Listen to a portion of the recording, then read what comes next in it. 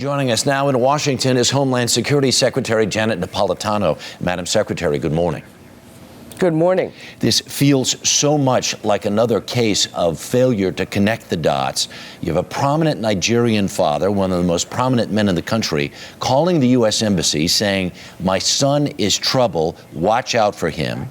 The man's name is on a list of possible troublemakers. He pays cash for a ticket.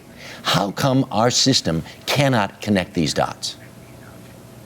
Well, obviously, this individual should not have gotten on this plane carrying that material, and we can explain all of the reasons, but they're not satisfactory. So what we are doing is going back and saying, how can an individual who has now been put on the tied list, how did that, which is the generic list when somebody brings in a complaint, how they were not elevated to have further screening or indeed be put on the no-fly list. These are procedures, protocols that have been in place for a number of years. We obviously need to So what is the answer them. to the question? It's been 48 hours or more since this happened.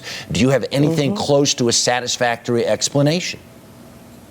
That investigation is still ongoing, and part of that is looking at how this individual got on the plane and also the screening technology that didn't pick up the material that he had on the plane.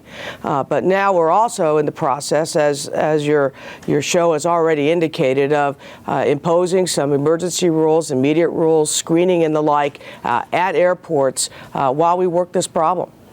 There is technology available that was put into place and ordered after Richard Reed, the shoe bomber, was detected and arrested, that can detect PETN. Why is that not in more wide usage?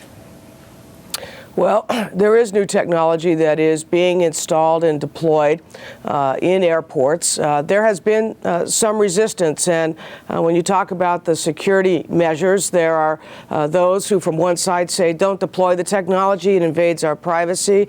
There are others who are criticizing the rules that were used while failing really to acknowledge that these are the rules that have been in place since 2006.